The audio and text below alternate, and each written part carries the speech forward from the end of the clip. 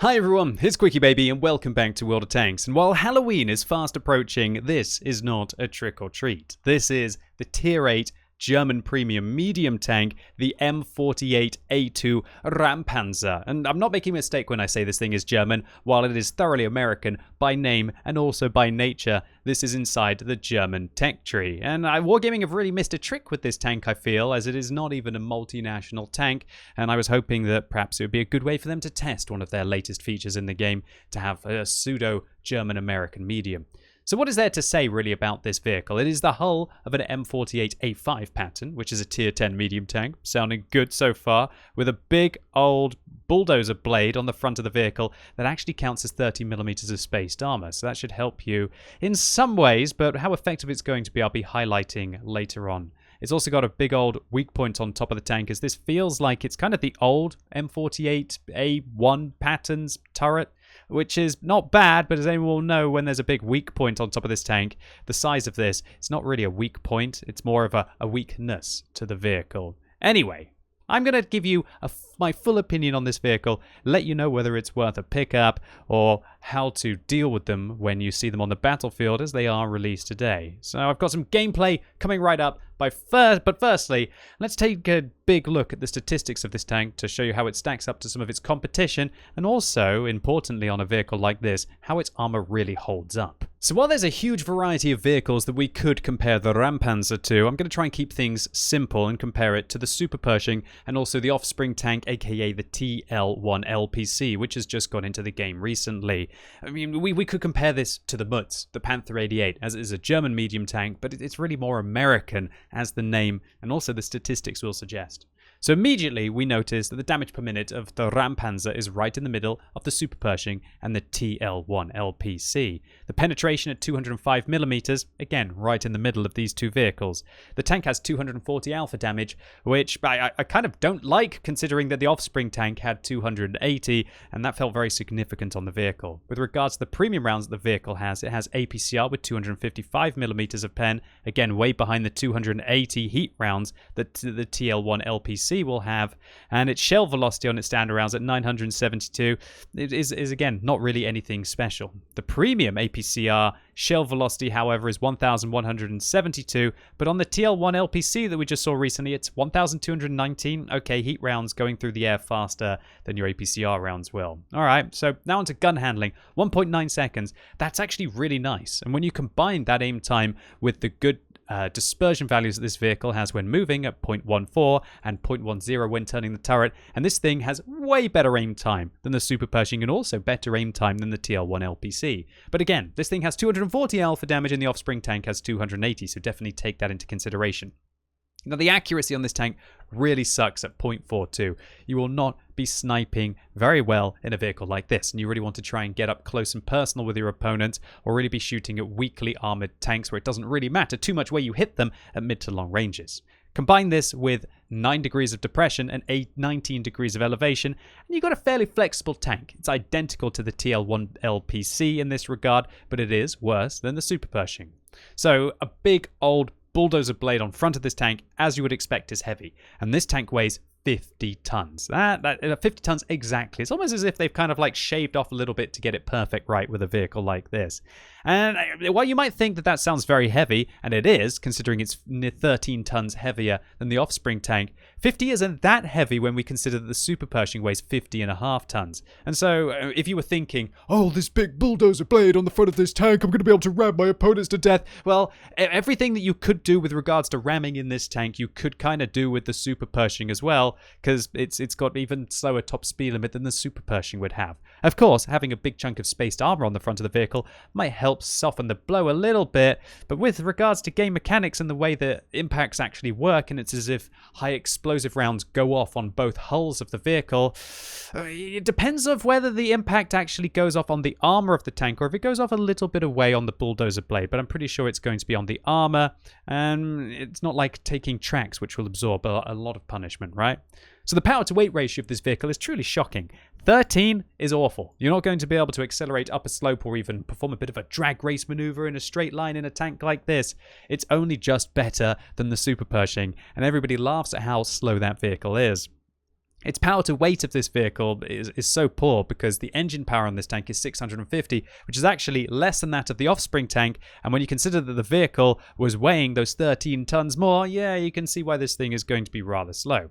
The only saving grace of this vehicle are the ground resistances, which are just a touch better than the Offspring tank, but way better than the Super Pershing, which does make this tank feel a lot more nimble than a Super Pershing at least, unless it's just going straight on in a straight line on some kind of soft terrain, but it definitely will be way, way, way behind that of the Offspring vehicle.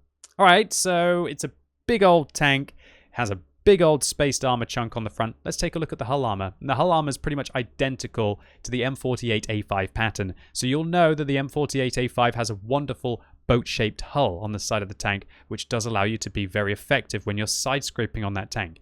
And considering that the M60 has just come out, for all of you M60 drivers out there, there's a big difference between the M48 hull and the M60 hull. Against the M60 hull, you can get overmatched by 120mm caliber guns pretty much all the way along the side. That doesn't happen on the M48. The only thing that's overmatching the M48 and also the Raumpanzer, as it is an M48, will be 155mm caliber rounds. You can even side scrape against something like an ISU 152, as it is 50.4 millimeters of side armor on the side of the tank, or is it 50.8, which kind of breaks into the 152mm? Yeah, it'd be 50.8 that those big tier Soviet guns have. So a bit of a good side scraper here at tier 8, definitely, but not incredible. You will still have some weaknesses of the armor will hold up, and as you can see right up there, that is always visible even when you're side scraping on this tank, unless you're side scraping, I guess, around a left corner rather than a right one. So let's talk about the hull armor of the M48A2 here, and I'm gonna make it really simple for you. The bulldozer blade on the front of the tank makes it tricky for your opponents to aim at your weak points. They're just going to be aiming pretty much in the central mass if you want to try and shoot this thing and to hit its weakest armor. Of course, if it's angling like this, then you probably want to be shooting here. If it's angling like this, then you probably want to be shooting here to hit its inner lower plate. If it's not angling at all and you shoot it just on the beak of the vehicle, it's probably got about 220mm of effective armor, but if you shoot the lower plate where you imagine it's going to be through this bulldozer blade, then you can probably get through here 50% of the time with about 190 to 200mm of armor, penetration I should say, sorry. So if you're in a tier 6 or a tier 7 medium tank, even if you load the gold against this vehicle, you've probably only got about a 50% chance of going through its frontal armor. And so definitely watch out for that. But if you're in a higher tier tank, you can pretty much just auto aim at the front of this thing, and you're pretty much always going to go through it. But the M48A2 will still occasionally pull off some ricochets. But of course, let's be honest, the elephant in the room is this big old cupola on top of the tank. This is, as I said, is not so much a weak point as a weakness of the vehicle with regards to how easy it is to hit. So before I show you just how much of a frustration the top of this tank can be with regards to the weak point, I want to give a passing mention to the rest of the turret armor of the vehicle. And apart from this turret ring, which can be penned by 200mm of penetration, this is a very chunky turret. I would allow pretty much everything in the game, apart from maybe really high tier tank destroyers like tier 9 or tier 10 tank destroyers, to shoot me in the turret, and as long as they don't hit my weak point, I've got a pretty darn good chance of being able to bounce them. And this can definitely be an advantage of the vehicle. If you can pressure your opponent, maybe they've got poor aim and they can't hit the top weak point of the vehicle, then in a situation like this, you will be rather strong. The problem is, with a big old weakness on top of this tank, that as soon as you start to poke your opponents and you get into those situations where you want to try and engage them on a ridgeline, this happens. The T-25 pilot, and a big shout out to Phil on the enemy team who's helping me out here. Yeah, you're pretty much gonna just get hit. You can't even see your opponents, and yet they can see you. And you're gonna lose your commander fairly consistently as they continue to put round after round into the top of your tank. And so your best bet is to not do this awkward moment where you peek over the ridgeline. You don't want to poke frontally. I'll show you what you want to do. And like Phil was going to be trying here, and Phil, he's a darn good player. So what you want to do when you've got a big old weak point on top of this tank is you want to actually turn your tank to the side, and you want to go along here, and you want to actually almost expose the upper part of your hull armor and put pressure on your opponents like this. When you do this, it's a lot harder for them to be able to engage the weak point along the top of your tank, and as long as you can manage to catch their hull armor in a scenario, then it can be quite challenging for them to be able to hit. Now, Phil does go on to manage to put at least a couple of rounds into the weak point on top of this tank. But as you can see, even if you do manage to hit it, it still at least has some armor to be able to protect you against it. And we can manage to try and put weakness points into the top of his tank, but we don't even really need to. I mean, he does manage to hit it eventually. Again, killing our commander for the second time. There's no point of almost having jack of all trades on this vehicle, as you're going to be losing your commander that much. But hopefully this helps all of you out there who want to play this tank, or alternatively who have vehicles like the 5916 Pattern, the Chinese tier 8 medium tank, probably one of the least popular premium vehicles in the game, to try and still make the armor work. Get your vehicle alongside and kind of make the ridgeline plays like this, and just be constantly shooting your opponents rather than driving directly towards them, as it's much easier to hit a weak point when you drive like this as opposed to when you drive like that. So apart from that, this vehicle has a decent amount of hit points. 1,450 is not bad, but one thing that really sucks about this tank is the view range. 380 meters view range means that even if you have got Brothers in Arms, you've got situational awareness, and you've got recon and coated optics on the tank, you're still barely getting over about 445 meters view range, but doesn't really feel very American. And considering this tank has such a big weakness on top of the vehicle and its turret is so huge, you'd expect this thing to have very decent view range indeed, and it really holds the tank back. You absolutely, utterly have to take coated optics on this tank. And really, you want to be using a premium consumable almost to be able to amplify that view range as far as you can. And this is compounded also by a really annoying crew loadout. And that is 4 German crew members where the commander is not the radio operator. It is in fact the loader who's the radio operator on this tank. Now if I go to my barracks and I take a look at all of my German tanks, and I look at all of my German medium tanks to be exact, and I look at all of my loaders, and as you can see I've got quite a few of them, you might notice that none of them have situational awareness, right? That's because there's not a German medium tank in the game where the loader is actually the radio operator. Well, actually, apart from one. That is the T-55A, the Tier 9 German pseudo-Soviet reward vehicle, actually has the loader as the radio operator. And this is so important to have situational awareness in the game. 3% view range can really be the difference between you spotting your opponents and not, that I have a dedicated radio operator in my T-55A. This is probably one of the only premium vehicles or reward vehicles in the game where I have a dedicated crew member with 5 skills solely for a specific tank. And so unless, like me, you've gone that extra mile for your T-55A, or even if you have the T-55A, when you get the Raumpanzer, then you're not going to be able to take your E50M crew in here, for example, as your E50M has a dedicated radio operator. And if you put your Leopard commander inside this tank, then as we can see, situational awareness does not work. And so you're probably going to have to end up training up a loader if you absolutely, utterly have to have situational awareness. And if you just can't be bothered to do that and you're willing to forego situational awareness, well then, even with coated optics, Brothers in Arms, and recon on my commander, I'm barely getting up to 450 meters view range, of course without a premium consumable. So if you're willing to give up that situational awareness, you're actually going to be dropping below the spotting distance cap in the game of 445. So yeah, let the buyer beware. But anyway, let's go and see how it performs in some gameplay. So here we go, we're rolling out on Himmelsdorf in a Tier 8 game. And of course, when you're in your Tier 8 premium tanks with armor, you want to be in your same kind of matchmaking, or alternatively, you want to be against Tier 6s or Tier 7s. And wow! Look at the bulldozer work! Wow, it looks so cool! I mean, I really think that Wargaming missed out on something that would have been pretty funky with this. Imagine if you'd been able to lower the plow, or the blade, the bulldozer blade, on a snowy map and be able to move the snow out of the way and improve the ground resistance for your team. How cool would that have been? No, you can't really do that. It's just for looks. Well, obviously, actually, no, it's not just for looks when I think about it. It's not just for looks because it also counts as 30 millimeters of spaced armor. And the AMX 5100 on our team says, let us know about the effectiveness of that shovel. And I say, yeah, I'm trying to figure it out. Well, I figured it now. It's 30 millimeters. That's how effective it is. It's not really effective for cleaning up snow. But what are you noticing also about the Raumpanzer here? And that is that, oh my goodness, this top speed limit, well, not even the top speed limit, the power to weight ratio of the vehicle is incredibly frustrating. Incredibly frustrating. Good lord. This is a slow medium tank. Look at that. T54 Mod 1 up before me. T44 up before me. 5100 up before me. Scorpion G up before me. This is not a medium tank, it's more of a heavy. So if you're expecting this vehicle to be quick, no, it's really not.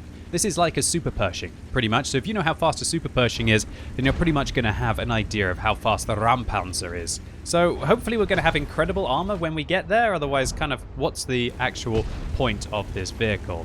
I just have to change that coated optics effect. Wargaming have got this really irritating bug in right now where it doesn't save any of the settings of your replay files, and so you have to keep constantly changing them. Oh, it's an absolute nightmare. Oh, just for me though, I guess. It's not really a bother for most of you, right? Unless you're making your videos as well, as you should do. It's quite a fun thing to do. All right, 53 TP. One into the side of him. And hopefully you guys and girls get to see that the aim time and the gun handling on this vehicle is actually really nice.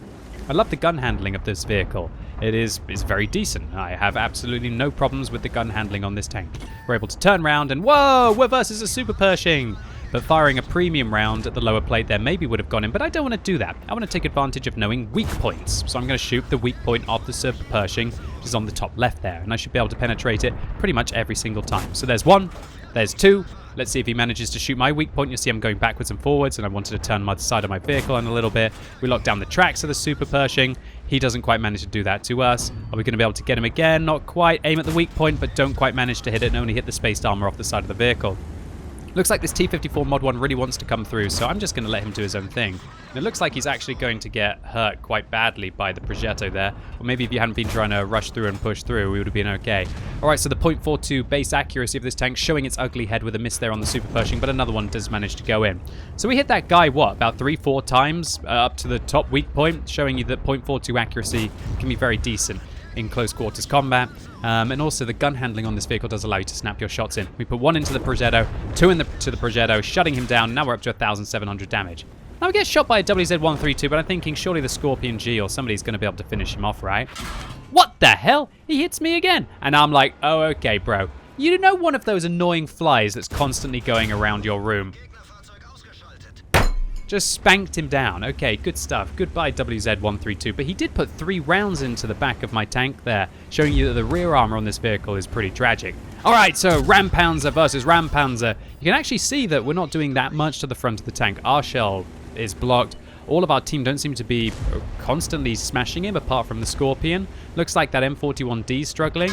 I'm going to just put a round through the front of his tank to try and test out. But oh god, the IS-3A is now plowing rounds through the front of my vehicle. Luckily, the extra shell misses, or it bounces off my armor, I should say, and that allows me to survive and now to start to punish the IS-3A on the enemy team. Put 2 rounds into the front of his tank. Our team managed to finish him off. Good stuff. Now looking for a shot into the back of the Lerva turret. Just about find it. But unfortunately, somebody manages to finish him off before us. We're up to 3 kills, 2,200 damage, and 600 spotting. But I really wanted to highlight that part of the video because it was quite interesting to see that the Raumpanzer on the enemy team did take quite a few hits before it went down. So we're going to have to take a look to see how many shots that player blocked in the post-game stats. And I tried really hard to not forget it this time. In fact, I'll just have to keep talking about it until the end of this battle, right? Then surely I won't forget. Okay, cool. So, 3 German tank destroyers and a Soviet tank destroyer left at the end of this battle. The EBR driving in, firing high explosive rounds at the Scorpion. We're going to be able to put one into the back of his tank and not get shot by the Borsiger. We heard actually fire there, so now we can come around the corner.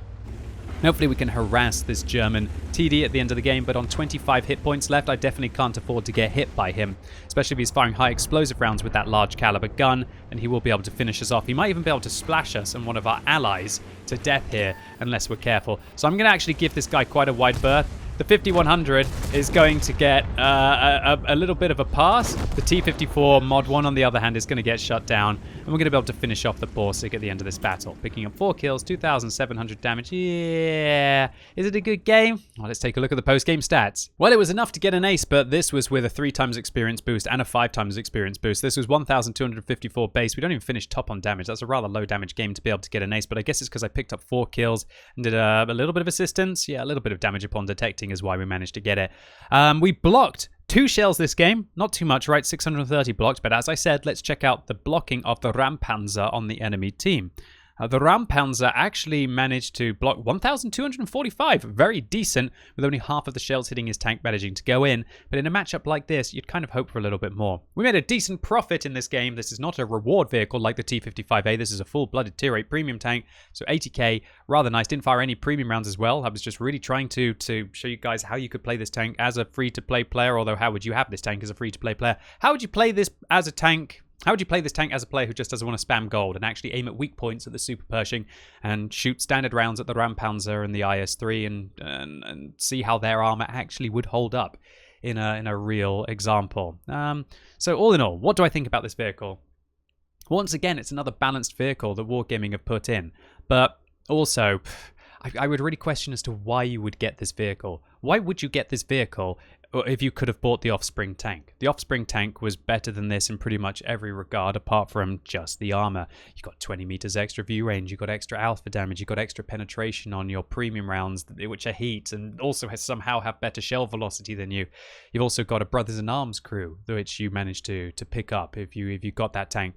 That was a very good deal, and I just feel like this one's a bit of a nothing kind of deal to me. The Raumpanzer just... Again, its crew doesn't feel right. It's not a multinational vehicle.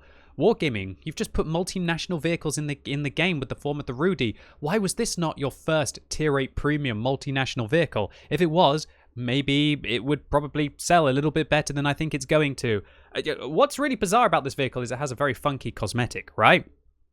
But do you think this was meant to be a Halloween event? Where is Wargaming's Halloween event? Well, I actually did a bit of digging around on the forums, and it suggests that Wargaming are really struggling for some reason with the Halloween event. They've had some technical issues with it, and it's been delayed. I guess if you delay it too much more, it's not really going to be a Halloween event. What are they going to change it to? Some kind of Guy Fawkes event?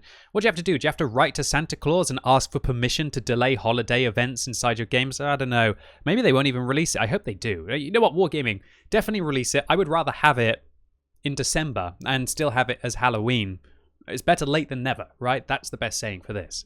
But this tank, I just wonder if it was meant to link into some kind of a Halloween event. It just feels like such a weird release. Releasing it on a Wednesday? I guess they released it on a Wednesday because they actually want to release it before Halloween, right? But the tank itself, it's got okay armor. I guess the RAM is meant to be the special thing about the Raumpanzer, right? It's not really that special. I mean, 30 millimeters of spaced armor, sure, I'll take that any day of the week. Pretty nice. But when you've got this big old weakness on top of the tank in form of its weak point, why wouldn't you shoot that?